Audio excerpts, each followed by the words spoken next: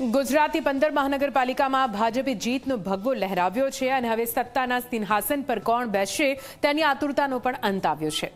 રાજ્યની તમામ મહાનગરપાલિકામાં મેયર, ડેપ્યુટી મેયર સહિતના અન્ય પદાધિકારીઓના નામ જાહેર કરી દેવામાં આવ્યા છે। ક્યાંક સસ્પેન્સ છે, ક્યાંક આંતરિક ખેંચતાણ, તો ક્યાંક છેલ્લી ઘડીએ નામો પર મંજૂરીની મહોર મારવામાં આવી।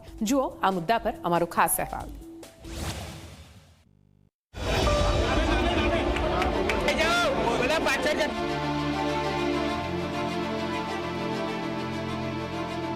26 મેના રોજ 8 મહાનગરપાલિકામાં પદાધિકારીઓની વરણી બાદ આજે બાકીની મનપામાં પણ સત્તાના નવા ચહેરાઓ સામે આવ્યા છે અને ભાજપે ફરી એકવાર સોશિયલ એન્જિનિયરિંગ અને સામાન્ય કાર્યકરોને તક આપવાનો મેસેજ આપ્યો છે।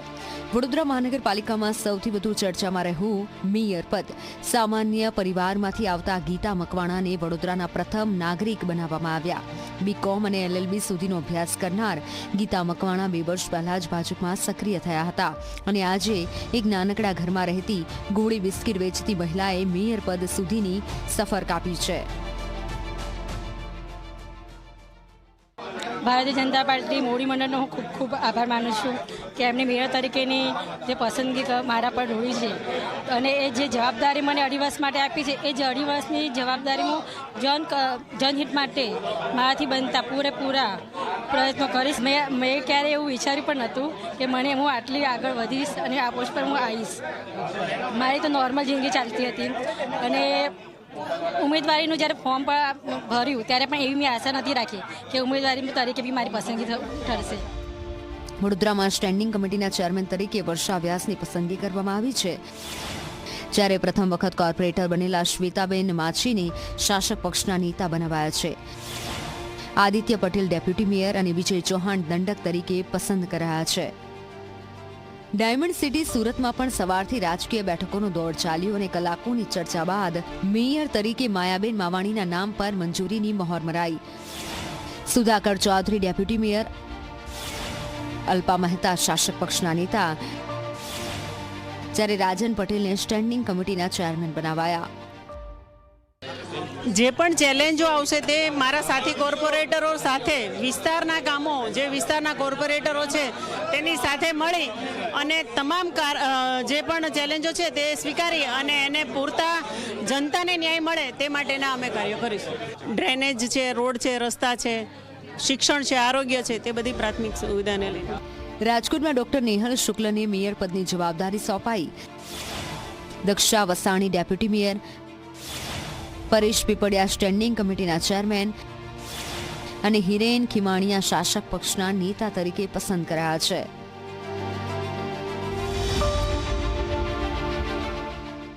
પાર્ટીના સર્વે આગેવાનોનો આ તકે હું ખૂબ ખૂબ આભારી છું કે પાર્ટીએ મારી ઉપર જે ભરોસો મૂક્યો તે ભરોસો હું સાર્થક કરવાનો પૂરો પ્રયત્ન કરીશ। રાજકોટની જનતાની સુખાકારી જેમ બને વધુ વધે તેના માટે સતત પ્રયત્નશીલ રહેશું। શું આપવાની આપની ઈચ્છા? નવું કર્મમાં માનનારો માણસ છું, બોલવામાં ઓછું ભાવે, એટલે રાજકોટની જનતાને જે પણ વિકાસના કાર્યો કે જે પણ ટચ થતા પ્રશ્નો હશે તે સોલ્યુશન કરવાના પૂરા પ્રયત્ન કરશું।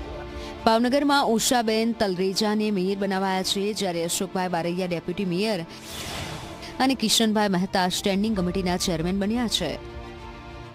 આજે મેયર પદની મારી જે વરણી કરવામાં આવી છે તે બદલ ભારતીય જનતા પાર્ટી ખૂબ ખૂબ આભાર માનું છું અને મારા ઉપર જે વિશ્વાસ મૂકીને આ તક આપવામાં આવી છે તે બદલ હું વિકાસના કામો જે ભવિષ્યમાં કરવાના છે, જે બાકી રહી ગયા છે તે પૂર્ણ કરવાના પૂરા પ્રયત્નો કરીશ। આભાર।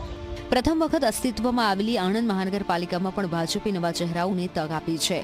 Deepika Patel mayor, Kamlesh Dabhi deputy mayor, Mayur Suthar standing committee chairman અને અમિત પુરોહિત શાસક પક્ષના નેતા તરીકે પસંદ કરાયા છે।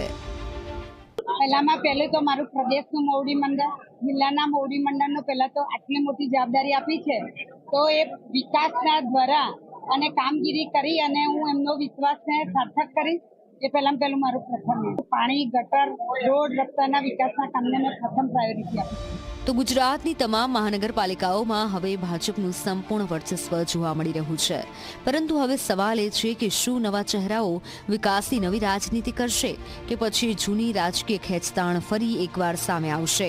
હાલ સત્તાના નવા સમીકરણો વચ્ચે ગુજરાતની રાજનીતિ વધુ ગરમાઈ છે. Bureau report, Zee media.